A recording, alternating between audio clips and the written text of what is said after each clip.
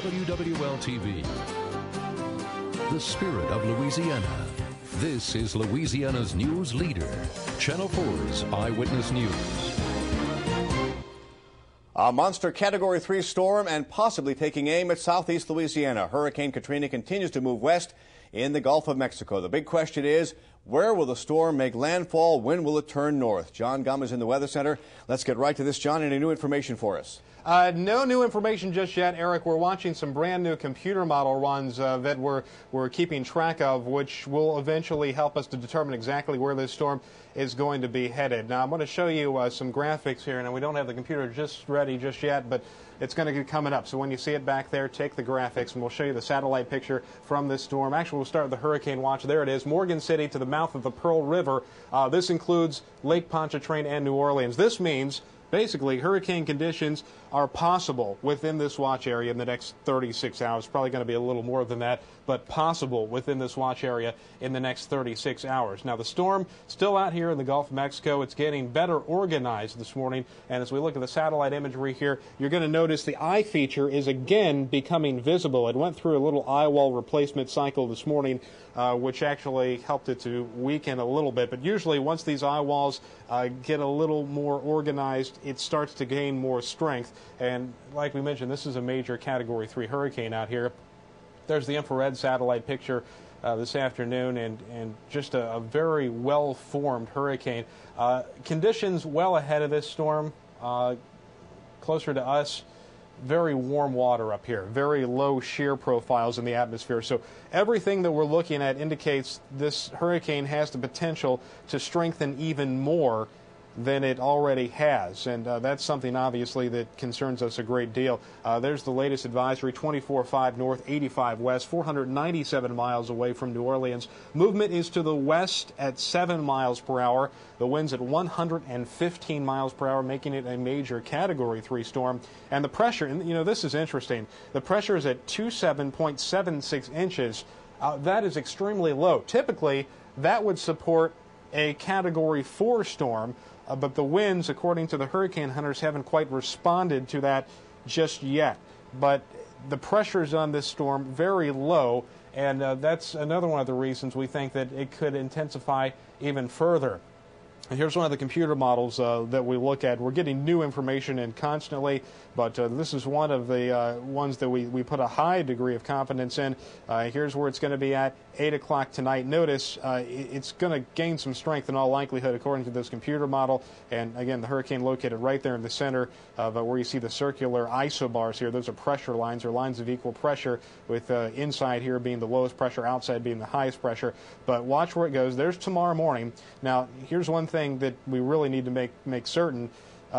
Today and tomorrow will be your last days to get ready for any potential hit from this storm. So you've got today, you've got a good part of tomorrow, especially in the morning hours tomorrow. Notice 8 o'clock tomorrow, still most of the weather is well offshore from us, but conditions will begin to deteriorate as we go into tomorrow night. Notice tomorrow night we could be looking at the outside bands of this thing beginning to make an impact in southeast Louisiana. And again, we're not trying to frighten people, but this is one that we are, quite frankly, very frightened of. We're concerned. I mean, we have a lot of concerns with this storm, Eric, and if it doesn't hit us directly, it's going to come close enough that we're going to see some very nasty conditions. And by that, I mean, right now, looking at all the information I'm looking at, I think there's at least an 80% probability that we're going to see hurricane-force winds in the city of New Orleans with this.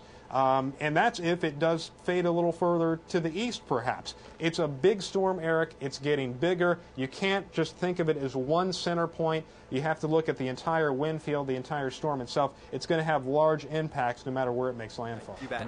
And now we want to go straight to the Weather Center, where John Gumm joins us with some new information about Hurricane Katrina. Yeah, you know, I'm looking at a lot of information here on the internet as far as the forecast is concerned. One of the things I want to show you is this map that we pulled off the internet, off the government website. This is hurricane heat potential, as we call it. Basically, this is the potential energy available over the Gulf for a hurricane to use to convert to winds, rains, and clouds. And what you're seeing here is an area basically due south of us that has a very high hurricane heat potential. And, you know, they're calling for this storm to go from a 3 to a 4 And it's basically due to the track of it expected to go over this area here, this very warm area that you see south of us. So if the storm is forecast, it goes over this area. This is why they're a bit concerned that this certainly could ramp up to a Category 4 storm. So I thought this was interesting, and through the course of tonight I'm going to share with you some various things that I'm looking at on the internet. Now there's the satellite imagery, the latest images that we're seeing from this storm continuing to expand out 446 miles away from New Orleans, 24.8 north, 85.9 west. This was the 7 o'clock advisory, and it's moving now to the west-northwest, and you know that's significant because the quicker we can get a turn to the north, the better it's going to be. 7 miles per hour, the movement now, winds of 115 miles per hour. That makes it a Category 3 storm, although we might see an increase in the winds for the next advisory. We've seen the pressure drop off even more, and that's usually a precursor to the winds increasing to 7.88 inches of mercury on the pressure measured by the hurricane hunters. There's another perspective of the storm. Again, a very large storm. It's getting bigger all the time here as it continues to expand out. And we can see the eye feature here coming back into play on the satellite image right about there.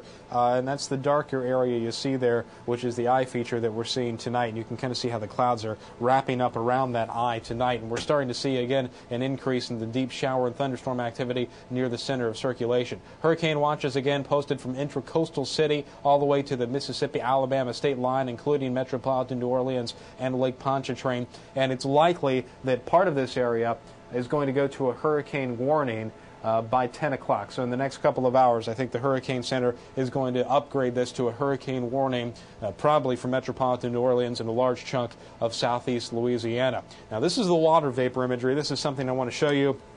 You can see these green colors blowing up over Texas into Arkansas, northwest Louisiana. Those are thunderstorms which are developing ahead of that trough of low pressure, which is pushing to the south now. And it's this trough that is expected to pick up this storm and draw it to the north, unfortunately. And you know, this trough, it's all about the timing of this trough and when the storm begins to feel the effects of the trough. If this trough is a little stronger, it certainly could steer the storm a little further to the east. If it doesn't pick up the storm in time, it could steer the storm a little further to the west. But we're starting to get very good agreement about where this storm is going to head. Here's the official forecast track from the Hurricane Center again, and they increased the winds to 120 miles per hour early tomorrow morning. That's 1 a.m. 1 o'clock tomorrow afternoon, 135 mile per hour winds, pretty much due south of the mouth of the river, according to the Hurricane Center tomorrow afternoon. And then early on Monday morning, they take it up to 140 mile per hour winds as a Category 4 storm, basically due south of the city as that trough begins to pick it up and draw it to the north. And they're still bringing the center of this directly over us at this point. But notice, again, there is a margin of error that runs from south-central sections of Louisiana out to around the Pensacola area. So there is a margin of error here. There is still a bit of uncertainty in where the final forecast track will take this storm. But generally, as we get within 24 hours, we're going to have a very good idea of where the storm is headed. So any changes to the forecast track should be very small up until about 24 hours out. And then there won't be probably a whole lot of changes to the forecast track at that point. And the storm will continue moving over Mississippi, weakening to a tropical storm as we get into Monday night. Here's the wind field where you see the yellow colors there. Those are the tropical storm force winds. The orange and red colors, the hurricane force winds. And those tropical storm force winds will begin to move up and over the city early on Monday morning. This is 1 a.m. on Monday. Hurricane force winds expected to begin approaching the coast by 1 a.m. Monday. So you've got tonight, you've got a good chunk of tomorrow before conditions begin to go downhill, and then at 1 o'clock in the afternoon on Monday, again, the hurricane force winds, according to the Hurricane Center track here, over southeast Louisiana and most of coastal sections of Mississippi, moving north as we get into Monday night. This is one of our models, Precision Cast, that we've got the brand new runs that we've been looking at over the past couple of hours here. This continues to take it off in a west-northwesterly direction the rest of tonight. So this takes us into Sunday morning at 7 a.m. And then you notice more of a turn to the true northwest through 7 o'clock tomorrow night. So tonight the storm will continue moving just north of due west. according to a lot of the computers we're looking at, and then more of a true northwesterly direction tomorrow, and then tomorrow night more of a northerly direction expected to take shape into early on Monday morning. And this particular model brings the storm inland pretty much right over Terrebonne Parish there, and right up over the city. Now, there could be deviations to this track. There could be changes. We hope for a change. Particularly, we're looking for the possibility of a change moving it further to the east. At this point, we just don't know if that's going to happen. We'll have to continue to monitor the data. But late this afternoon, the overwhelming majority of the computer models that we look at are showing a landfall in southeastern Louisiana. There are a few outliers here that show the storm quickly moving off to the north, and a few outliers there to the west. But generally, as we look at these computers, we find that as we go with the consensus forecast track of the hurricane models here, that gives us the best reality of what's going to take shape there. So again, no changes right now. We're going to be monitoring the turn here to the north. It is turning a little north of due west right now. We're going to monitor that situation, see if that continues, or see if it possibly begins to turn even more to the north. And all of this will influence, of course, the final landfall point in southeastern Louisiana. Back to you, Karen and Dennis. And John, in one of your first graphics, it looked like Katrina is just enormous, quite frankly.